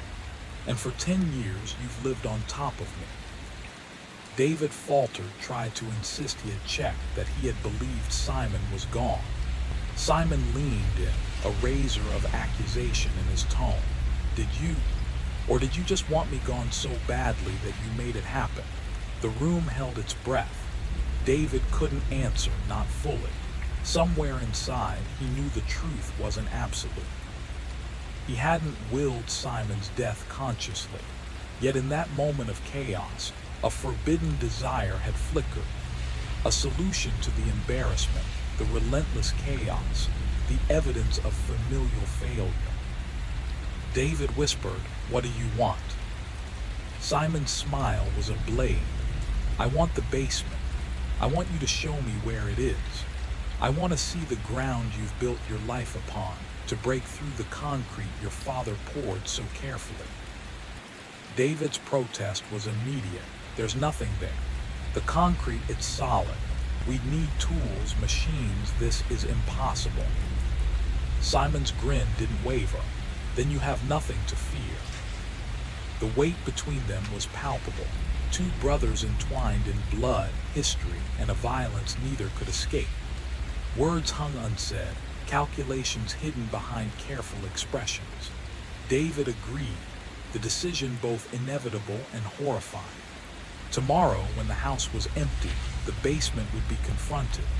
Simon left the room, leaving David alone with the pulse of the grandfather clock and the tremor of his own hands. What had he agreed to? He knew what lay beneath the concrete, or at least what should have. Simon had been buried there 10 years ago. Bones, dust, closure. The concrete was not only a barrier, it was a safeguard. Without heavy machinery, time, and effort, nothing could penetrate it. So why did Simon appear so certain? David's thoughts raced. Another incident, a detail he had repressed.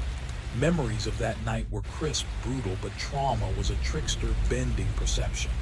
He retreated to his room, laptop open, digging into archives.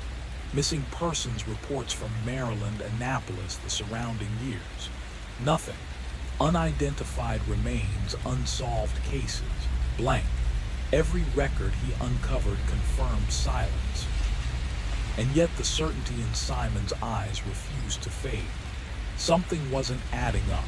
Something beneath that concrete, whether literal or metaphorical, was waiting. And David realized with a chill that crept down his spine, the past never stays buried forever. David's breath caught in his chest. He kept telling himself he was being irrational, that this was nothing more than a dying man's final cruelty. A psychological noose, tightening with every carefully chosen word. And yet, the fear had already rooted itself inside him, threading through memory, through doubt, through the quiet places he'd spent 10 years avoiding. Saturday arrived with a cold, washed-out sky. Leonora floated out the door at 9, cheerful, kissing both of them without hesitation, her sons, both of them. Gerard followed at 9:30, punctual as always, his morning walk carved into his daily ritual like scripture. And then the house was silent. Just the two of them. In the basement, the concrete floor stretched before them like a sealed tomb. Damp earth, cold stone, the ghostly tang of mildew, it pressed in from every direction. David could taste the dirt in the air, swear it clung to the back of his tongue. The smell had always bothered him down here, but today it was unbearable. Simon carried a sledgehammer from the garage, holding it with the ease of someone accustomed to weight. He set it down gently, almost respectfully. He wasn't here to uncover a body.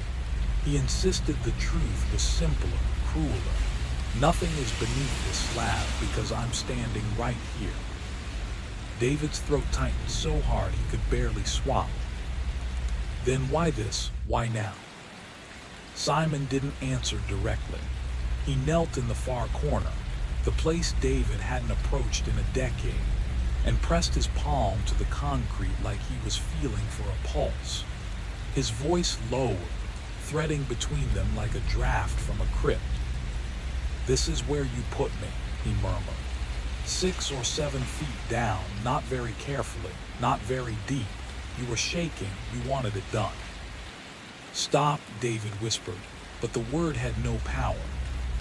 Simon continued, his tone so calm it made David's skin prickle. "The first thing I remember was the dark.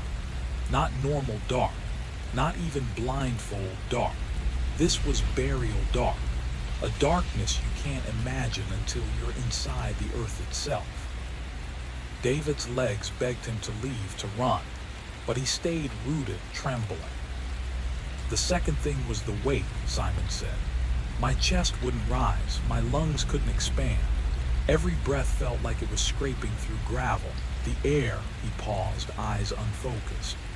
The air tasted wrong. It was already used, thin, old. Simon, please. The third thing, Simon whispered, was the dirt in my mouth. My eyes, my nose. You didn't cover my face well. Some of it spilled inside when I tried to breathe. I still taste it, David. After 10 years, sometimes I wake up gasping with that same dirt on my tongue. Mineral, damp, rock. David gasped. His stomach twisted sharply, his hands shaking uncontrollably. The smell down here felt alive, pressing into his throat. I don't know how long I was buried, Simon said softly. Hours, maybe. Long enough to accept I was going to die down there, that my brother had killed me, that I would suffocate in silence while you walked away and built a life over my grave. No one would ever know. Mom and Dad would think I ran off again. And you. His eyes lifted, sharp as broken glass. You get everything you ever wanted. David's voice cracked. I thought you were dead. I checked for a... But even as he said it, even as those desperate words left his mouth, he knew how weak they sounded. He knew how easily they could be lies. He knew how easily they might be true. And Simon saw it too, because he smiled, slowly, like a man watching a crack widen through stone. Simon didn't accept the apology. He didn't even seem to hear it. His expression didn't soften, didn't tremble, didn't shift. It stayed fixed in that hollow, unnerving stillness. A look that wasn't anger, wasn't grief, wasn't even hatred. It was something colder, older, the kind of emotion someone grows after 10 years in the dark. David's whisper hung between them, small and desperate. God, Simon, I'm so sorry. Simon shook his head slowly, almost pitying, almost bored. No, you don't get to be sorry. Not now, not after 10 years. His voice stayed quiet, but it carried the weight of a grave closing. You're not sorry for what you did, Simon said. You're sorry I came back. David's breath hitched, his chest tightened painfully. That's not true. It is, Simon cut in, sharp as a blade. If I'd stayed dead, you'd still be sleeping fine, eating fine, laughing, working, building your perfect little life. You're scared now because you got caught, because the ghost you buried found a way to crawl home. He stepped closer, and David's spine pressed against the wall before he even realized he was moving. You had 10 years, Simon murmured. 10 years to come clean. 10 years to dig me up, to confess, to tell the truth. But you didn't. You let Mom and Dad grieve. You let them blame themselves. You let them think they'd failed me. And you let them love you even more for surviving what they thought I'd run from. David felt tears sting his eyes. Fear, shame, disbelief all twisted into something wrong. I thought you were dead, he whispered. I did check for a pulse. For 10 seconds, Simon snapped. Maybe 15. And you know what? Maybe that was long enough. Maybe I was barely alive. Maybe I would have died anyway. But you didn't stay. You didn't wait. You didn't call for help. His voice dropped to a chilling calm. You buried me because you wanted me gone. And because somewhere inside you, you believed the world would be easier without me. David couldn't deny it, not fully, not honestly. A part of him had wanted the chaos to end. He had buried more than a body that night. He had buried his own guilt, his family's shame, every dark impulse he pretended he didn't have. Simon watched, the realization spread across David's face. That's why I didn't run, he said softly. I wanted you to live in a world where you could never be sure. Did you kill me? Did I escape? Am I dead? Am I alive? am I coming back? He gestured to the concrete floor. And then Dad poured the slab, a perfect little tune for the brother you wanted gone.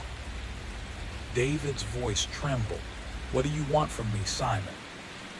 Finally, a flicker of emotion flashed across Simon's face. Not mercy, not rage.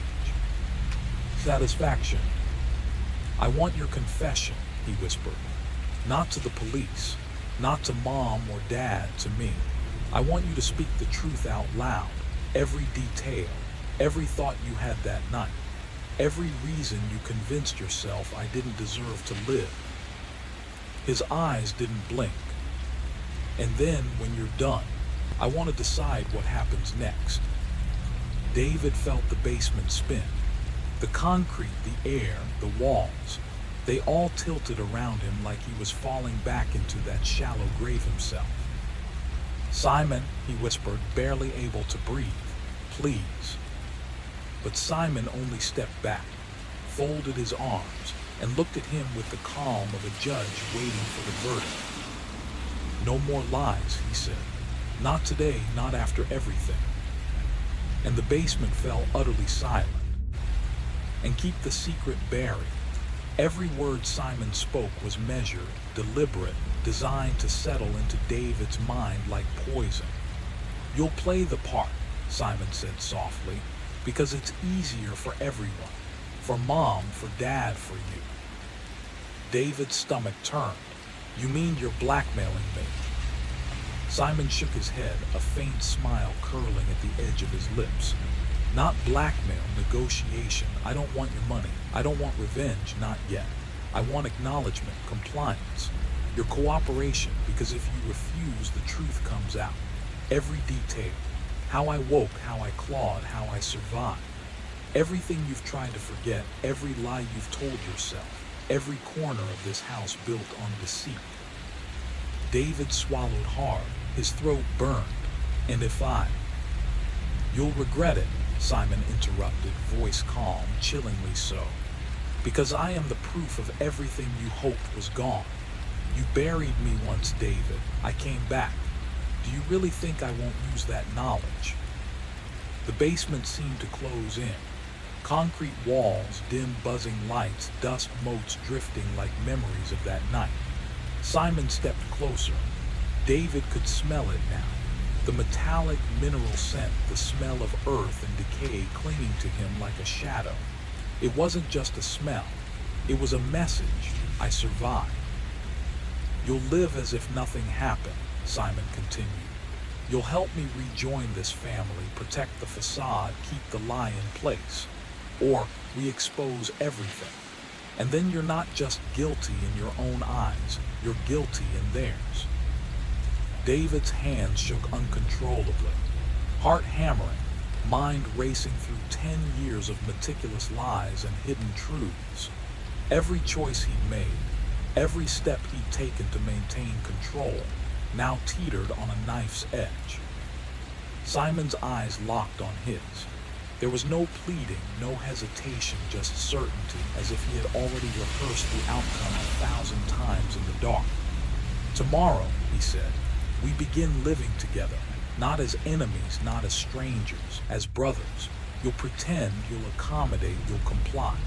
And you'll do it because you have to, because the alternative, you know the alternative. David swallowed. He knew. Every fiber of him knew the alternative was worse than anything he could imagine. Arrest, exposure, parents destroyed, his life unraveling in a single revelation. The thought clawed at him like the dirt had clawed at Simon's hands. Simon stepped back, letting the words settle, the weight pressing down harder than the concrete beneath their feet. And in that silence, David understood. This was no longer about survival. This was about power, and Simon had it. He was home, and he was not leaving. Would lower the coffin exactly the way Simon wanted. The silence afterward would be worse than the months themselves, because silence leaves room for imagination, and imagination is cruel. David could already feel the future tightening around him like a noose. Every drawer he opened, every box he touched, every old notebook or envelope in the attic, he would wonder, is this it? Is this where he hid the truth? Is today the day everything collapses? Because Simon didn't need to ruin him. He only needed to make David believe he could. That was the brilliance of it. The punishment didn't depend on Simon being alive. It depended on Simon being remembered. And he would be. Every night when the house went quiet. Every morning when David smelled damp soil that wasn't really there. Every time their mother smiled at Simon across the dinner table. Grateful her son had come home at last, unaware of the grave beneath their feet. David pressed his palms to his eyes, trying to breathe. He had spent 10 years believing the past was buried, but the truth was simpler, older, and unavoidable. Nothing stays buried. Not bodies. Not sins. Not brothers. Upstairs, Simon laughed at something Gerard said. A warm, friendly, familiar laugh David hadn't heard in a decade. The sound traveled through the floorboards like a heartbeat. David stayed on the basement floor, shaking, realizing the final cruelty. This wasn't revenge. This was resurrection. And he would live in the shadow of it for the rest of his life. And after David lowered his brother's coffin into the ground with trembling hands, he would spend the rest of his days waiting for the letter to arrive, the recording to surface, the carefully hidden evidence Simon had surely planted to destroy him at the exact moment he allowed himself to breathe again. Unless he acted first. The thought flickered through him, quick, poisonous. If he ended it now, if he silenced Simon before the trap tightened further, but that was the masterpiece of the whole design. Simon wanted him to think that way, to imagine the same solution he'd chosen 10 years ago, because this time there would be no ambiguity, no doubt. Simon was alive again, seeing known. If David killed him now, it would be murder in its purest form. The trap was perfect, inescapable, and it had been built by David's own hands the night he gripped his brother's throat and held on until the struggling almost stopped. Almost, but not enough. He forced himself upright, legs stiff and numb, and climbed the stairs like a man wadding through the last moments of a nightmare. But the nightmare didn't end at the top. It waited for him in the kitchen. Simon sat at the table with their parents, eating the lemon cookies Leonora always baked when she was excited or hopeful. He looked up, smiled, warm, affectionate, perfectly innocent. "Mom's planning her Christmas party," he said lightly. "You'll be there, won't you, David?" Gerard and Leonora turned toward him, eyes bright, faces soft with relief. A family healed, a miracle, a dream they thought they'd never see. They couldn't see what David saw, the cold gleam behind Simon's eyes, the deep, knowing hunger that looked so much like their mother's need for family, but twisted into something darker, sharpened by the grave. David heard his own voice answer, yes, of course he'd be there. Simon's smile widened, slow and satisfied. He lifted his teacup in a small toast meant only for David, a gesture that said, perfect, keep going, just 6 more months. David lifted his own cup, because there was nothing else he could do. That empty seat at the table would stay filled now, every Sunday dinner, every holiday, every celebration. Simon would sit there telling gentle stories about his lost years, comforting their mother, helping Gerard in the garden, becoming everything they'd ever wanted in a son. And David would sit across from him, tasting dirt every time he tried to swallow, feeling soil packed into his lungs with every breath. washing his hands until the skin cracked yet still smelling earth on them. He wasn't living, not anymore. He was buried, just like Simon had been. Only Simon had clawed his way out. David never would.